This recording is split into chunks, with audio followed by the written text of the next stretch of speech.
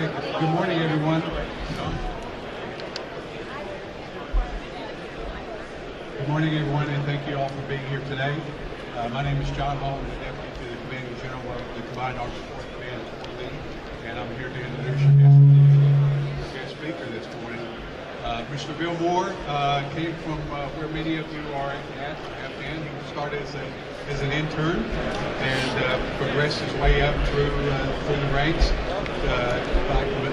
doing much of what we hope that many of you will do by developing himself, by taking on assignments across the Army outside his field of expertise. So we're very fortunate to have him here this morning. In addition to being the Deputy Chief of the Army, he's the functional chief for our 3 law career programs. So make sure as he goes through the presentation this morning, you ask him some really hard questions. So thank you all again for being here today, and I'll turn it over to Mr. Moore. All right. Hey, good morning. Thank you. Thanks. Good morning. Hey, I wanted to start out just talking for 1 minute about where we are. So with log information technologies, we've spent billions of dollars over the past probably 10 years in trying to bring our business systems to at least the state of today's technology. With the idea of enterprise resource planning systems, we're pretty heavily invested now in these systems, and they have modernized certain aspects of Army logistics IT. And I want to talk about that and then talk about what does that mean as we try to go from these new IT systems, how we can leverage the data that they provide us, and as careerists trying to move forward in our careers, what do we need to do to prepare for this future? I'm going to show my age here real quick. Has anybody ever read this book? It takes less than an hour, I would say, to read it.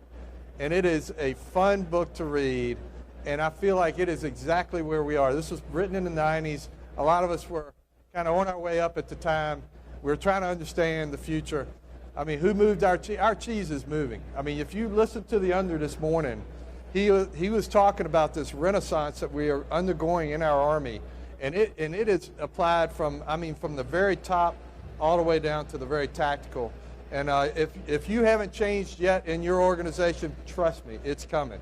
I mean, we are going through every single budget element ad infinitum, it feels like, all the way up through 4-star generals and then into the chief and the secretary, and studying every dollar basically and making hard decisions on how we need to modernize in our future. So there's a lot going on. If you heard the Under, he mentioned not only did we find about $30 billion and we killed some programs, we did a lot of that in the equipping side of the Army, but we also have found a fair amount of dollars in the other areas of the Army and how we budget for it. So for us in the logistics, what we call the sustaining peg, we've had to find some dollars, and they have contributed to this greater goal of the new set of Army priorities. So we're trying to deliver readiness because that's really what we are in the business of, and we're trying to deliver it at lower cost. So improving readiness at lower cost, and that's what I'm going to talk about today. So next chart.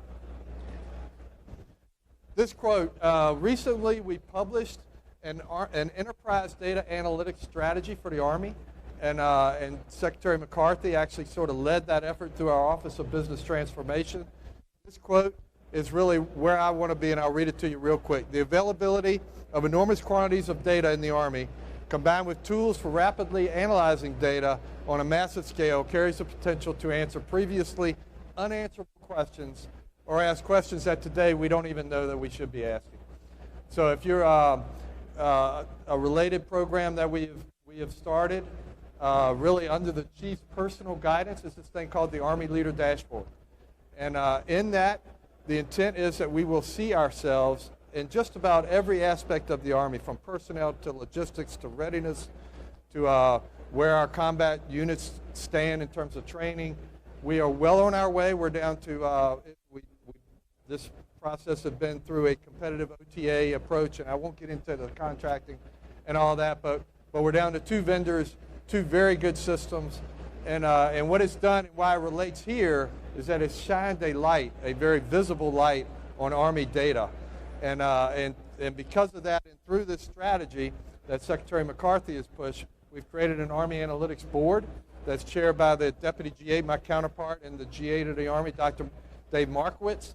And within that board, we've established certain functional areas that we need to focus on, logistics being one of those. I have been deemed the Army's logistics data steward, which I thought was a pretty cool title until I saw just how hard the work is.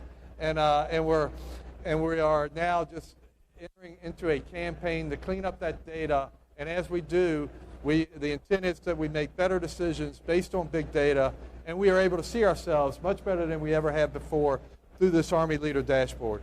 So let's go to the next chart. Can you back up? I'd like to run a quick video and just to show you some of the power of information.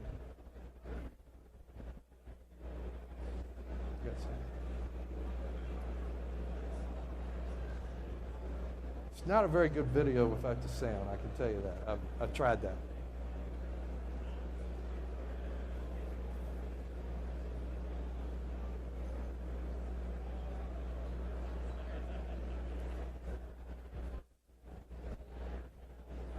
We get one more quick shot.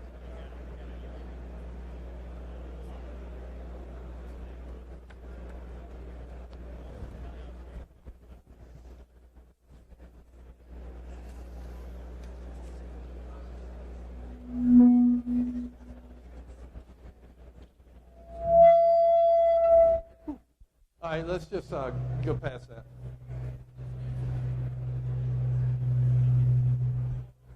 All right. Sorry about that, gang. We thought we had that wired tight. But the idea is data, getting automated feeds of data, which makes it quality data, and then using that data to make decisions, especially in how we evolve equipment and how we move it into a space where it's more reliable, cheaper to operate, and meets our readiness requirements. Wanted to touch on the current Army's set of ERP systems. These are the ones that are currently fielded and that we're working toward. I will focus on the top four. GCSS Army is the Army's tactical logistics automation system. ASIP is really a data hub that links GCSS Army to both GFEBS, which is the Army's financial system, and this system called the Logistics Modernization Program, which is really kind of our wholesale level logistics system that we use for supply and depot maintenance and that effort. So those four systems are really what we utilize, and they generate big data today. And transactionally, we're in a very good place in how these systems operate and who operates them. Where we need to move is how do we take and how do we leverage these ERPs to make better decisions? How do we take the big data and then make better decisions with it? We are wrestling with some pretty tough challenges, even with the operation of these systems. I'll start with that upper left, the cloud. Everybody talks about the cloud. I think we need to be on the cloud, but we're kind of testing the water. We have put ASIP, the developmental side of ASIP, on a cloud pilot, and that's running today as we speak. And we've put GFEBS on a cloud pilot as well, and we should, at the senior leader level, be getting some feedback in April that will help us then make better decisions. The reason the cloud is so important to us, it's actually many, but one of the most important is how we do something called failover. When a system fails, right now we have what we call on-premises servers that we operate, and those servers are really a opportunity to fail. When they go down, we have to make hard decisions of whether or not we allow the system to be down for some extended period of time, or do we fail over to what we call a COOP site or a site where we have an alternate server. And it's a very laborious manual process to make that leap. On the cloud, it's almost transparent. It's sort of what we call a hot situation on the cloud where you, as an operator, you don't even see it. And that's one area, how you improve the system. We introduce engineering changes and software changes to these systems almost monthly. And when you can do that on the cloud, it's a lot easier and cheaper to do that on the cloud than doing that through our current setup on servers. So a very important aspect and an area of opportunity as we go forward, because as we test the water and we find out the water's fine, we have to, our intent is really to dive in with some of the other ERPs as well. GCSS Army is the one I worry about the most because that is our tactical system, and it is an important system that has to remain up. Machine learning and AI. One of the things we're learning with big data, it is so much data that you have a tough time getting your arms around it. And we're going to need machine learning and artificial intelligence to help analyze that data and really, by exception, tell us when we need to make decisions based on the big data. So we got a long way to go. You heard Secretary McCarthy talk about an AI task force, and we will be leveraging that task force and the outcomes that they come up with how we can apply some of that learning into our systems. The big data, I mentioned that I'm this data steward within the Army right now. We have what we had was sort of a self-nominating process for authoritative data sources. So for logistics, we have somewhere in the neighborhood of 215, 217 different authoritative data sources for logistics data. That's far too many. There was really no governance associated with how those data sources were first nominated and then, quote, approved as authoritative data. So we're taking a step back, and we're looking at every single one of those sources. We've already eliminated 46 of those as no longer being applicable. And what I'd like to do, if I could, ideally, is to get us down to one authoritative source per class of supply. And then that's what would feed our Army Leader dashboard and feed our decision making. That's a really tall order, very aggressive approach. I'm pretty sure we're not going to get there. Just as an example, LNP has wholesale logistics information that we need to know.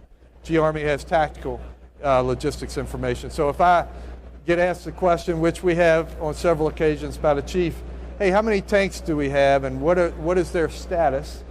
First, it's like, do you want M1A1s or M1A2s? But once we get to the specifics of what he's asking, it's a pretty extensive path to get to the answer, and then find out why each of those tanks is down. Is it down because of maintenance? Is it down because of supply? This minute I tell him we have 50 tanks down because of supply, he wants to know what parts are they waiting on. You know, do we have trends? Are there commonalities? This is what we need to know. And it should not only inform how we bring those systems back up very quickly, but also what do we need to do on the forecasting side as we try to figure out are we buying the right parts and right inventory and putting it in the right place. Finally, cybersecurity. It's another area that's really tough on us. All of these platforms have a commercial backbone, SAP in the top 4, Oracle down there with IPSA, and something called PeopleSoft. But they all, and those backbones, those commercial software backbones, have their own cybersecurity efforts ongoing, and they're updating their own software and eliminating vulnerabilities. We have to be very quick and agile in how we take their cybersecurity fixes and apply it to our systems, as well as our software unique or our customizations that we have done to these systems and how we keep those cyber secure. So just another area of really an area challenge for us. Next chart. In the broadest kind of strategic view, I just wanted to touch on this for a minute. We are on a journey. We are somewhere right in here. We fielded G-Army Increment 1 and we sunsetted a ton of systems. How many is familiar with the system called SARS, the Standard Army Retail Supply System? How many of you are SARS operator proficient? And how many of you are still using SARS? This is why the cheese is moved. I mean, SARS was sunsetted with the fielding of GCSS Army Wave 1 and 2 of Increment 1. So SARS, most of P-Boost, which is our property accountability system, was sunsetted. The point is there are hundreds of these systems out there. We have to get them sunset. Each one of them carries along with it a fairly significant dollar trail and sustainment. We are right in the middle of trying to make decisions in this middle row here on ammunition as an example. We have the Standard Army Ammunition System, SAS mod, SCIP 12, I think is where we are. It doesn't meet auditability requirements. I haven't really talked auditability, but it's an important aspect that we have to evolve these systems to. High on the Secretary's list. It doesn't meet cybersecurity requirements as well. We have to sunset SAS mod over the next couple of years. We have to do that by FY22. So I got to figure out, and we have to figure out across the Army, where does ammunition management need to go? Should it go into GCSS Army? Should it go into LMP? Should it go into some bolt-on? If you're familiar with this industry, there are now a lot of bolt-ons that are out there that you can just grab hold of, and it will dip into the SAP commercial software, and but it can do the mission that you need. And so we're working our way through that. There's medical logistics. How do we modernize medical logistics? Class 8 is a very important aspect for us. You know, we're with the advent of the Defense Health Agency, there are some really strategic things going on directed by the Hill on how we do medical across the DoD, and how we do medical logistics as a ripple effect is going to be dramatically affected by that. Transportation, another area we're looking at. Transcom has this thing called the Transportation Management System. It's an SAP instance in the S/4HANA environment, which is a new environment that we eventually are going to have to get ourselves to. And but that's another area we're looking at. Can we use that joint system for Army applications? But this is where we're trying to go. We're trying to save a ton of money. In SASMOD, as an example, over $10 million a year to keep that system on life support. And if we bring it over into some sort of ERP environment, we expect to save a ton of money by doing that. That's just one example. Next chart. So where we're trying to go. These are the 4 priorities right now and where we're trying to go with how we manage our data and use our data. Data quality is tough. It's we have a lot of bad data, I gotta admit, and we're trying to clean it up. And big data that's bad is really bad, because then you're making huge decisions on bad data, and we don't want that. So out of those 200 plus authoritative data sources, we have data areas we need to clean up. So as the team that I have working on this, as they bring these sources to me and we make decisions on what should remain authoritative for each of those, then we need to institute a campaign to improve the data quality. And in some sense, that's where AI and machine learning can come into being. How many of you all have tried to make a credit card purchase online and you put your credit card in wrong? System usually tells you right off the bat that nah, that credit card is not going to work. You know, and that's what I really would like us to be with our data. Whenever we need to manually input data, and we'd like to get away from that totally if we could, but where we still need to manually input data, we sort of need a big brother type software, you know, looking over your shoulder, making sure you're inputting that data correctly. And so when that data enters the system, it's entering it in a good way, and it's entering it at the source. We will probably still need to clean up a lot of this data on the back end, but I'd like to minimize the amount of back end data cleaning that we end up having to do. Predictive maintenance, if we can get this right, and we have this thing we call it condition-based maintenance plus. I don't know why we name these things what we named them, but we're trying to get to predictive maintenance. So what we've done is we've censored a lot of systems. Most of our helicopters are censored now, and we get data off the platform, and that helps us predict whether or not we need to do certain maintenance actions, and we're trying to apply that to the ground fleet. JLTV, the Joint Light Tactical Vehicle, has a great onboard CBM Plus system with an operator display unit right there, and if anything goes wrong or it looks like it's trending in the wrong direction, and the algorithms are continuously learning. We just started fielding 2 months ago with JLTV, so we're starting to learn more about the system. That onboard system analyzes the data and can tell the operator what's going bad, and then the mechanic can make a repair a lot quicker. The issue is that each platform can hold about 96 hours of the CBM Plus data. That it has that much memory on board, and we don't have a place yet to store the data when it comes off the platform. So on the 97th hour, right now it overwrites, just like a security camera overwrites itself after a certain amount of time. It overwrites that data, and we have lost it forever. And that's a tragedy, actually, to me, having worked so hard to try to get CBM Plus data into JLTV and that capability. And we're working hard, and we're going to find a way to not only pull that data off, because there is this transport layer, we like to call it, you know, with our fancy terminology, but how you get that data off in a way that doesn't make the system vulnerable, because that creates a signature. So we got to pull that data off in a way that's safe and secure, and then get it to a place where we can archive it first and store it, and hopefully it'll be good quality data. And then we can actually analyze that data through machine learning and make decisions and predict the future and hopefully forecast better and improve reliability, improve readiness at lower cost. Over on the supply distribution optimization, trying to figure out where should our inventories be and what's the optimal way to, because inventory costs money. We have billions of dollars of inventory out there. When we run into readiness issues, often we just buy more inventory and push it, decentralize it, and that is a very expensive way to achieve readiness. We'd like to get smarter at that and optimize how we do the supply. And then I think I've already touched on parts demand and forecasting, and we have got to get better at that. We are not good at forecasting. I mean, to the tune of we're about half right, somewhere in the 40 to 50% range. While we often predict and forecast looking backwards based on historical trends. Meanwhile, the Army changes how it operates. Our op tempo is up, I'm guessing close to 100% over what it was 2 or 3 years ago within our brigade combat teams and how we are training them for major combat operations. And frankly, when you use the systems more, it makes us better in terms of a trained unit, so our T ratings and readiness goes up, but the R ratings and readiness, the equipment, you're using it more. It doesn't take a PhD to know using it more, you're going to have more failures. And so we've got to get better at that forecasting. DLA is a huge part.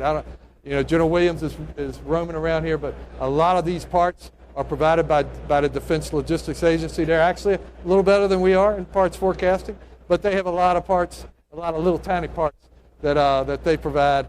And where it gets to be a challenge really is in what we call reparables. Those items that we need to bring back, repair, and then put back into the supply system. And that gets to be a challenge as well. Next chart. So what does this all mean from a career management perspective? So I want to change gears just a little bit, and because what we need is logisticians in our future. And this is where, and this comes out of that enterprise data analytics strategy, this is where we think we need to be in terms of how we are making ourselves better in order to take advantage of data analytics in our future. And so we're very serious about this. In my world, I need functional logisticians, but I need them smart enough to know how to leverage data. So, it's not the old days. We used to have we have analysts over here and functional experts over here, and hopefully they come together. And we just can't afford to operate like that anymore. I need functional experts that have some of these analytical skills, and we need to bring it together. Now, we're still going to need data scientists and AUSAs, but we need our pure logisticians need to have much better skill sets, and that's where I think we need to go in our future. Next chart. So where I've really been is over here in the competence arena of this. How do we build leaders for our future? I just wanted to touch briefly on character and commitment. If I was choosing someone to take on a really tough job, which one of those 3 characteristics would you consider the most important? Generally, it's character, right? You got to have character first. It's almost foundational, right? But I can tell you, and I'm one of the ones that do this, we almost always choose on competence. We don't even call the references most of the time, which is, but we've got to get after character. And frankly, I'll take a committed individual any day of the week. If they're committed, if they're passionate, if they're doing something they want to do, then I can make them competent, if they're willing to learn. And so it's just an area we need to go as we go forward. Competence, though, is really important.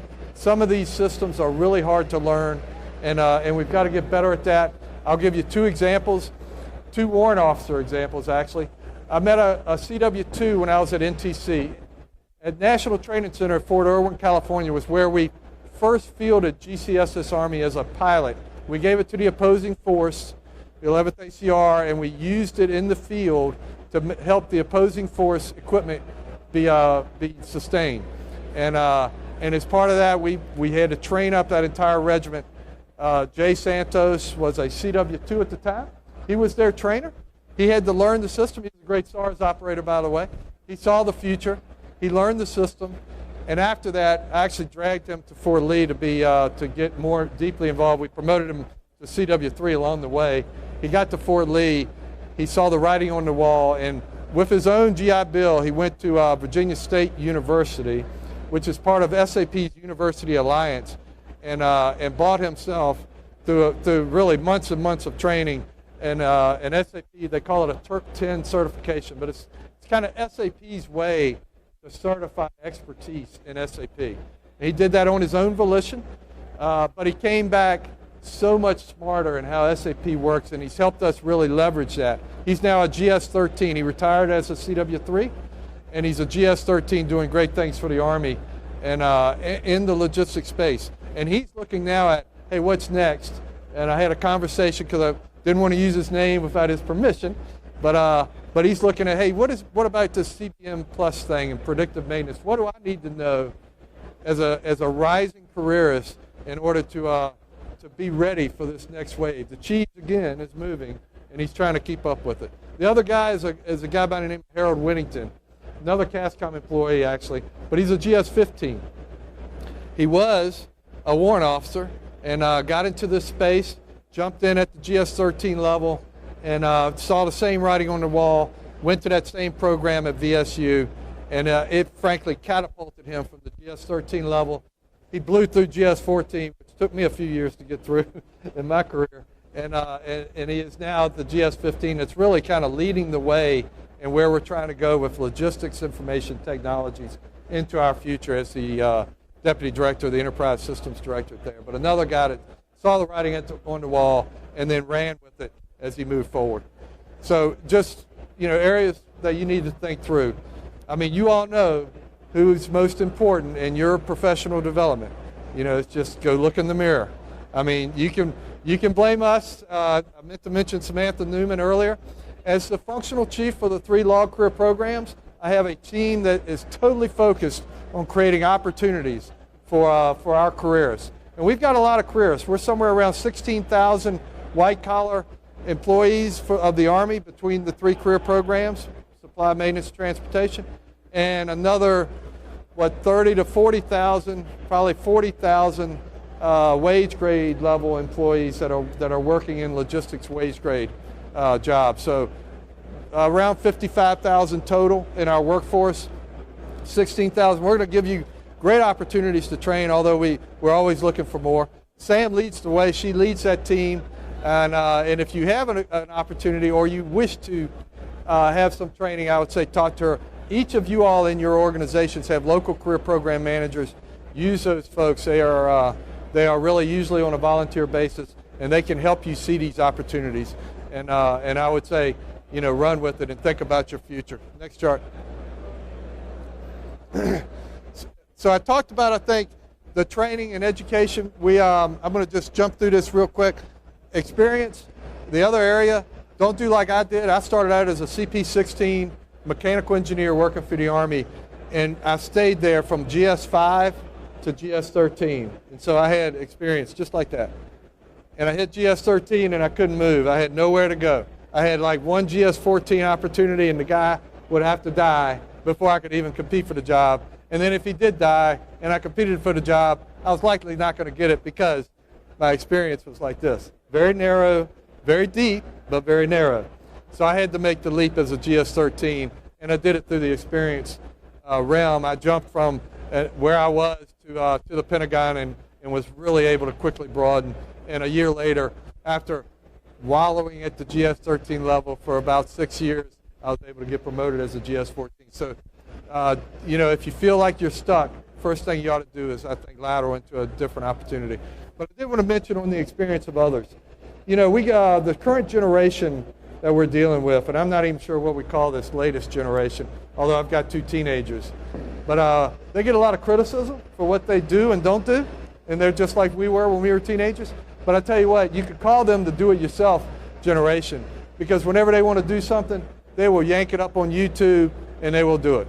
I mean, anything from my own son can change out a screen on a telephone, on his iPhone in less than an hour, because he can just pull that off to YouTube. You can get the tool set and the screen for under $50 and save $100. But I mean, it's just one example of many. Don't underestimate this experience of others. I view it as almost the fourth leg of the leader development stool, and this generation knows how to leverage it. They know how to talk to each other. You know, we might call it chat rooms, but they are constantly in communication and with others, and they are raising their level. Now, maybe they're just raising their level in terms of how well they play a game, because those games keep moving, but they are using that to educate themselves. And frankly, their need for college and what we would call traditional education is on the downswing. You know, they understand that all the world's knowledge, maybe not all, but most of the world's knowledge is right on their hip. And what's not there, they can go and use a lifeline and call someone, just like the under did this morning with General Murray, and get the answers they need. So, next chart. I did want to touch on what we have done for logistics, is I am trying to increase the professionalism of our logistics corps. And I wanted to do that with a certification program that allows 3 tiers of certification that would be recognized really nationally. What's the name of the group that is, what's that? Speak up. Yeah, ANSI, American National Standards Institute. We had to dig deep to figure out who should be the right organization that creates these levels of certification for us. Pretty hard standards we had to meet, but we've met them, and this is in its, second year now? We're in our second year of establishing these certificates and credentialing our workforce, and I'm very proud of that, and I appreciate, Sam, your energy in making that happen. So we are creating master logisticians, and buried within this training is what I mentioned earlier about big data and where we're trying to go with logistics IT and how we have to move ourselves forward. How are we doing on time? We're good? Okay, all right. I want to leave a few minutes for questions. Next chart.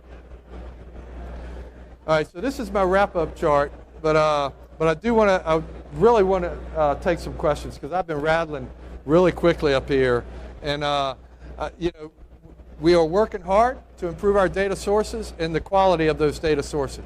We're using things like the Army Leader Dashboard to be able to see ourselves in the Army, and a lot of it, when it comes to readiness, is logistics data that I've been given the responsibility to clean up. So working hard on that, but then we have to learn how to leverage that big data, and there's a lot of initiatives going on as we speak, and trying to figure out what are the right tools. How do we automate the inputs?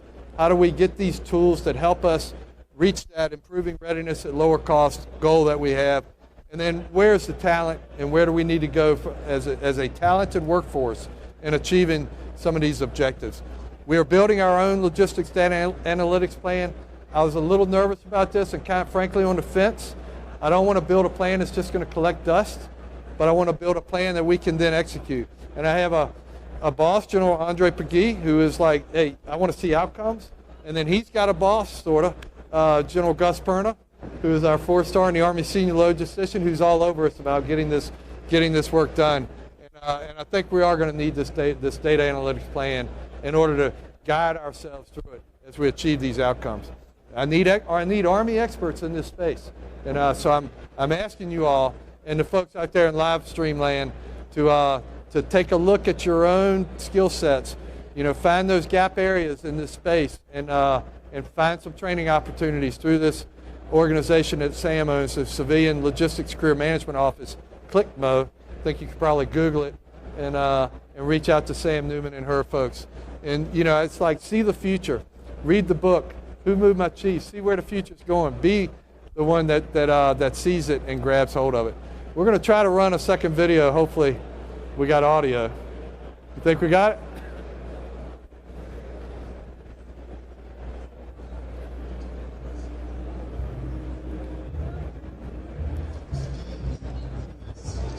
This shows the power of information.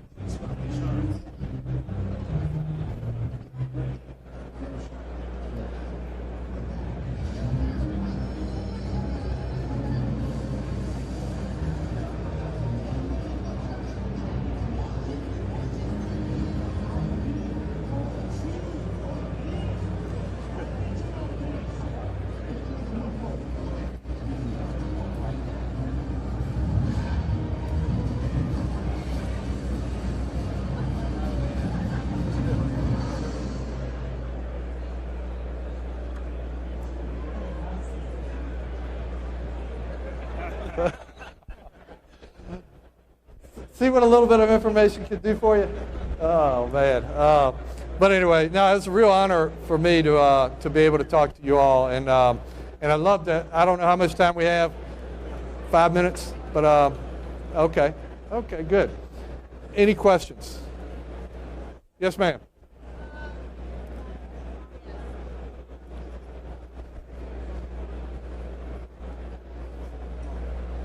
Yes, the display that's here, thanks to my lovely guys who helped me put it together. One of the questions I had over there, I was talking to DAE, I do all the contracting and logistics management, making procurement for displays for use for economic events. And you mentioned about getting a certification. Is this only open up to acquisition folks, or can this be open to anyone that's kind of in that industry? We're kind of unique. Yeah. The conventions for USREC and for traditionel. Yeah. Like the annual, we have to do all the logistics for that, the shipping and the display. So my only question is can anybody in a civilian designation eligible to get this certification? Because they mentioned it up there would be good for them.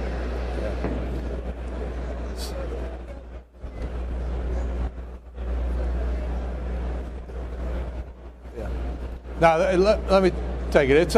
It's a great question. This whole idea of acquisition professionals and non-acquisition professionals when it comes to logisticians has been a challenge for me my entire time as both before I became the functional chief. If I could solve it one way, I would just make everyone acquisition certified if I could. Can't really do that. I mean, you know, acquisition certification is managed by law. It's statutory. Of those 16,000 GS white-collar Army civilian logisticians, about 7,000 of those are in acquisition jobs, which require acquisition certification. The certification I have here as master logisticians is open to either acquisition or non-acquisition logisticians, but it is only open, I think, to civilian logisticians that I manage. Is that correct, Sam? Yeah, I mean, we could look into broadening that, but I tell you, I wish I could figure out, because DAU prioritizes their seats, Defense Acquisition University, and it's very, very difficult for a non-acquisition logistician to get a seat in a very important course inside DAU because they are focused on getting the acquisition professionals certified as they must by law. So it's kind of a tough nut. The challenge that I have is I want all 16,000 or so white-collar Army civilian logisticians to be able to cross-fertilize and go after opportunities, whether they're acquisition or not. And if I had my way, whether you're in an acquisition job or not, you should be acquisition qualified. It's just very hard to get the certification you need with DAU, because DAU just has a capacity challenge. So we grab a seat when we can, and we throw a non-acquisition person into that seat, but we're working hard to try to make it better with DAU. Thank you for that question. That's very good. Other questions? Yes, ma'am. Yeah. All right. Will there be a renewed effort to provide opportunities for training with industry, given the pace of technological innovation in the business sector? What a great question. I mean, I would love to do that. I don't know how much resources we'll get to create those opportunities for civilians, because that's usually a very expensive proposition. We use what's called ACTEDS dollars to train Army civilian logisticians, and I end up, given that we have so many of them, I got X amount of dollars and this amount of people. So we have been very stingy, I guess, with some of these more expensive opportunities. There are alternatives now. The new course down at Carolina, Institute for Defense Business. Yeah. What's that? Industry-based broadening. It's a 3-week course. I think it's in its second offering down at UNC. And what it's doing, though, is taking industry best practices and presenting them to DoD professionals as ways to exploit in this space, in the ERP space. And a way. I mean, I would love, actually, some of the best warrant officers I've ever had working for me in the past were warrant officers that spent a year with UPS or with some other major logistics industry, and I'd like to do more of that, but I appreciate that. And how do we plan to grow the logisticians with data analytics analysis skill sets? As a follow-on question, that is really the challenge that I'm trying to wrestle now. How do we get them into those analytical courses and get them smarter in doing that? Appreciate the questions. Yes, ma'am.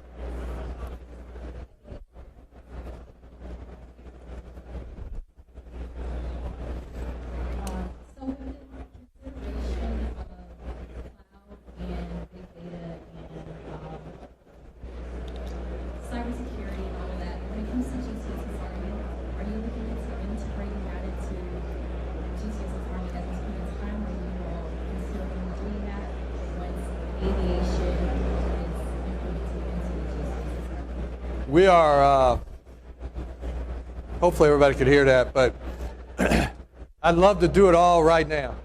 But we are constrained by resources.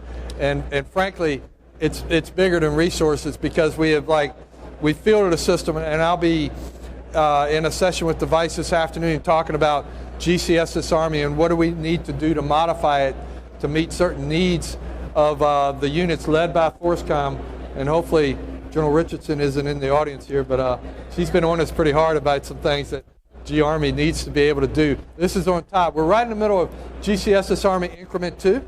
So we are bringing aviation logistics into the GCSS Army baseline. It's been a challenging but a very successful effort to date. It may end up being extended a little bit in terms of schedule, but as it comes in, there are other things we're trying to do to the G Army we've already fielded called Increment 1, that we need to improve the user experience. We need to make it easier. I use 3 metrics in how we make it easier. It's number of clicks, number of screens, and time.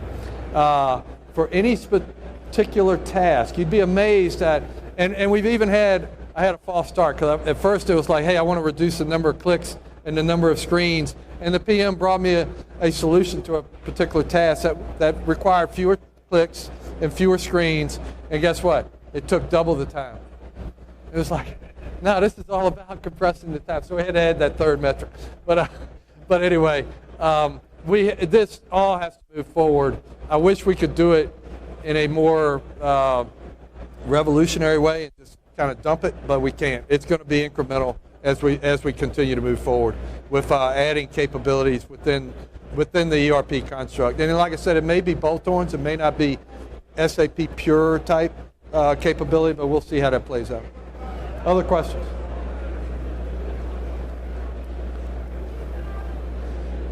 Okay. Any? You have any? Sorry, dear. So there are a couple of questions that were handed to me, so we have about 10 minutes left.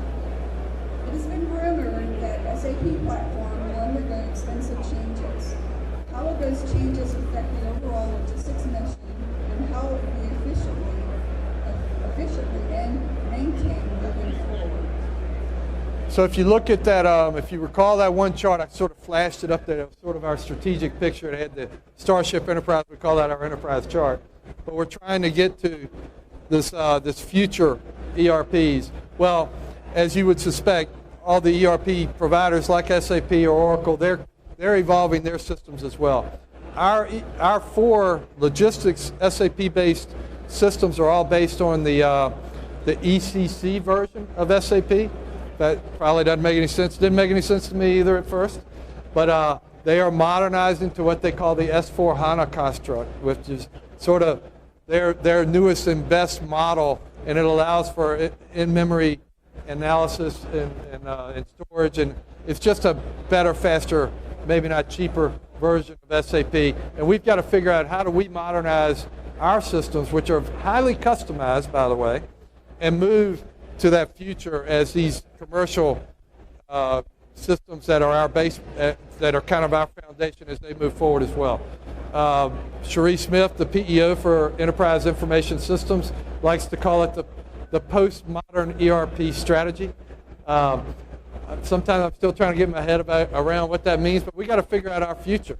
You know, do we need to go to a single SAP instance that maybe is on this S/4HANA backbone, or should we continue down these paths where we have incrementally fielded these type ERP applications over time? We're working our way through that. We don't really have hard answers on any of that right now. General Perna meets with us monthly, led by General Fogg on the requirement side. He's the CASCOM, the Combined Arms Support Command commander, responsible for the requirements. General Pagee is the functional proponent for GCSS Army, and then General Perna is the Army senior logistician. But we do a monthly meeting just to try to work our way through these challenges. One more question, sir. Are there plans to increase the user training for GCSS Army and the middle managers course and the AU? Okay, the Army Logistics University has stood up a course called the GCSS Army Middle Managers course. And the intent of that course, how long is that course, Sam? Do you know, 2 weeks? 2-week course. The intent of that course is to figure out, really at the tactical level, getting beyond the transactional operation of these ERPs to what do you do with that data and how do you make decisions down at the tactical level. So we called that the Middle Managers course. It's sort of in its infancy. It's probably in the first year, I think, of implementation. I don't know if John Hall's out here. He may know. But John, how long has the Middle Managers course been in place? It's been in place about 2 years. 2 years now? And we are working, or at least you should be working, to increase the number of seats that you buy with that. Yeah, we're working with Forces Command to make sure we get the right info so that we can project seats because we get more demand for that course than we have seats. Okay, all right. Well, hey, I think we're about out of time. Or one more? Okay. All right, we'll do one more. Sir, with the integration of third-party systems and our commercial off-the-shelf products, what precautions is the Army taking to ensure sensitive data will be secure within our networks? Well, that's a tough one. I can tell you, we got Army Cyber was trading emails this morning with Army Cyber. As an example, I mean, we're doing everything we can to protect our data. And as we go to the cloud, I mean, my gut tells me that there are going to be some challenges in protecting our data even more on the cloud than it is now, where we own our servers and we can flip the switch and cut them off. You know, when you talk to some of the IT professionals, they like to get you to a place where if you totally secure the data and nobody can get to it and nobody can use it, then it will always be protected. And but it does no good for us. So we're trying to strike that balance. Actually, last year we financed an effort. We called it Hacking the ERP, and we hired some world-class hackers to come in and take a look at GCSS Army. And frankly, they gave us some great insights. It did a lot better than I expected, to be honest with you. It has very strong security, especially in roles and permissions, which is an area that the auditors like to look at, by the way. They want to make sure that you can only do what you're supposed to do inside these systems, and that you can't, change things that you shouldn't. We got high marks for that. Not so high marks for how we take, especially vulnerabilities that SAP may find, and then implement their solutions, because we have to go through a testing phase, which usually takes a little while, and there's some latency there that I would like to compress if at all possible. And anyway, but we're doing our best on that. We are partnered our cyber. When we did that Hacking the ERP, I was on the phone with the deputy commander of our cyber every night, reviewing what we found and what actions we needed to take to improve the system. And there may be some other efforts ongoing in the future to take another look with some of these ERPs and making sure we have them protected as we can. Hey, I want to thank everyone for your attention. Really didn't expect a lot of people to show up, but given that the Futures Command was up there with General Murray's group. But no, this has been, like I said, a real honor for me to be here. This is an incredible space, nowhere to go but up. From a careerist perspective, you really need to dive in and learn where are we trying to go. And if you can, especially you younger folks, let old guys like me know what we need to be thinking about, because we're still trying to get our arms around. Like I'd like to tell my staff, I'm an analog guy trying to survive in a digital world, and it has its share of challenges, and but it's exciting times. We're really changing the Army for the better right now, and frankly, in my 35-year career, I've never been in a time where so much positive change was going on, and I'd say ride the wave. You heard Secretary McCarthy. I think we've got a lot of support on the Hill.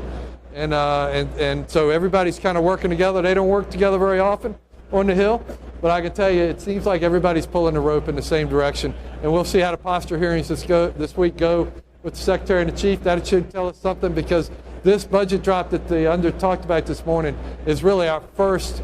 I mean, we made some movements in FY19, but it was really like year of execution stuff. We had to go ask permission to move the money.